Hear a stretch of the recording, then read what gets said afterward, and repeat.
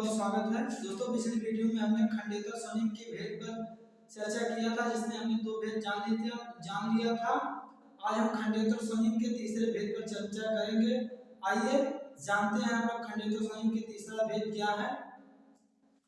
दोस्तों, हमारा खंडेतर स्वनिम का तीसरा भेद जो मात्रिकता है, जहां पर वक्ता द्वारा अर्थात जो कहे गए किसी शब्द को श्रोता द्वारा सुनते समय उस शब्द के किसी वर्ण विशेष को द्वित्व वर्ण अर्थात द्वित्व मतलब एक ही व्यंजन का दोहराव के रूप में सुन लिया जाता है, मात्रिकता कहा जाता है। जैसे हमने मान लीजिए कोई चीज कहा,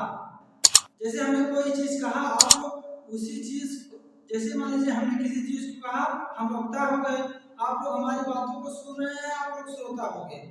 जैसे हमने कोई शब्द कहा, तो जैसे हमने कहा दिल्ली, तो आप लोगों ने दिल्ली समझा, यानी ला व्यंजन का दोहराव हो गया। यही हमारा मात्रिकता है।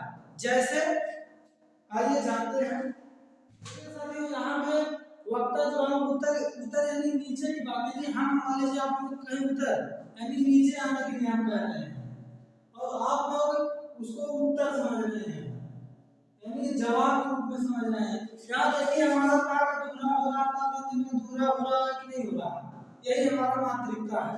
उसी तरह हमारा मान लीजिए दिल्ली है, और यहाँ पर हमने हृदय की कहा, आप लोगों ने दिल्ली सुना यानी स्थान सुना, यानी उसका यहाँ पर देखिए ला व्यंजन का दोहरा हो रहा है। यही हमारा मात्रिकता है। दोस्तों, द्वित्व वर्ण को व्यंजन गुच्छ, वर्ण द्वित्व, युग्मक वर्ण, व्यंजन द्वित्व व्यंजन आदि नामों से भी जाना जाता है। दोस्तों, अब हम इसके चौथे भेद पर बात करेंगे, अनुनासिकता। पहले जानते हैं अनुनासिकता क्या है। जहां पर वक्ता द्वारा बोले गए निरनुनासिक शब्द, निरनुनासिक का मतलब होता है केवल हमारे मुख से वायु निकलेगी। यही हम जैसे हम कोई चीज बोलेंगे तो वायु हमारे सिर्फ मुख से निकलेगी, यही हमारे निरनुनासिक शब्द होते हैं। जहां पर वक्ता द्वारा बोले गए निरनुनासिक शब्द यानी मुख केवल मुख से वायु निकलना, और श्रोता द्वारा अनुनासिक शब्द, अनुनासिक शब्द का मतलब होता है मुख तथा नाक दोनों से वायु बाहर निकलती है के रूप में सुन लिया जाता है, अनुनासिकता कहा जाता है। यही हमारी अनुनासिकता है। जैसे आइए हम लोग जानते हैं, जैसे के रूप में